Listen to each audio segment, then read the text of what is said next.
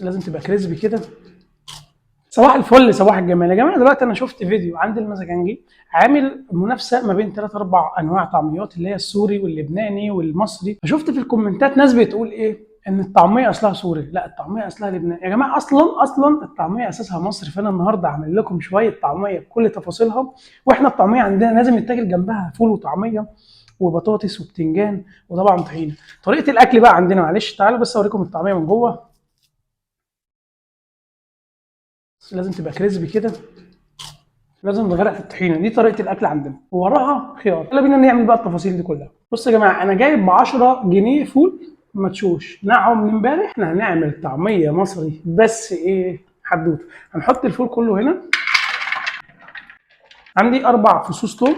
بصوا يا جماعه، انا جبت الكزبره الخضراء، خدت الورق بتاعها بس، سبت العيدان عشان العيدان مش هتتضرب معانا، فاحنا خدنا الورق بس. قدينا واحنا بناكل. شويه كرات، لو في بصل اخضر تمام، بس هو دلوقتي مش الموسم بتاعه. بصلايه صغيره كده ايه مع الحلويات دي. فانا احط نقطتين ميه، بصوا نقطتين بالظبط بس كده مش اكتر، وادي ضربه حلوه. بسم الله.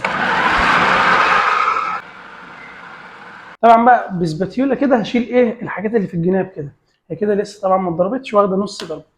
فانا هاخد معلقه صغيره بيكنج باودر اهو، او بيكنج صودا اللي موجود عندكم. فانا احط عندي معلقه صغيره بيكنج باودر، واجيب بقى من تحت لفوق كده واخليها تكمل ضرب. ان شاء الله الكبه بتاعتي تساعدني. بص يا باشا بقى الحلويات، هي طبعا لسه ما خلصتش، بس انا بوريكم ان هي جابت ايه شكل الطعميه. فاهمين قصدي؟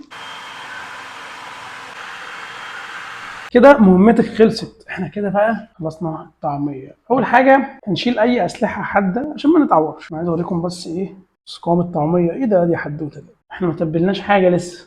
كده احنا ممكن نقدر نخزنها في الفريزر عشان احنا ما تبلناش. هنتبل ونشتغل على الزيت على طول.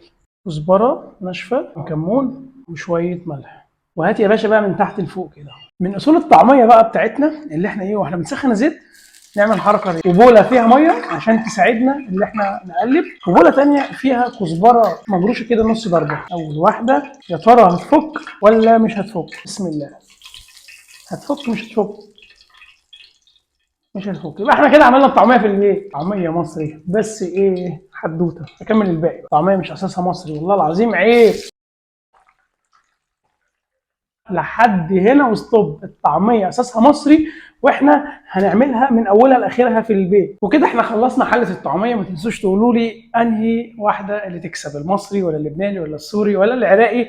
وكده كده الطعميه اصولها مصري. انا كده خلصت حلقه النهارده. ما تنساش تعمل سيف للحلقه دي عشان ما تتوهش منك. اشوفكم في حلقه جديده. سلام.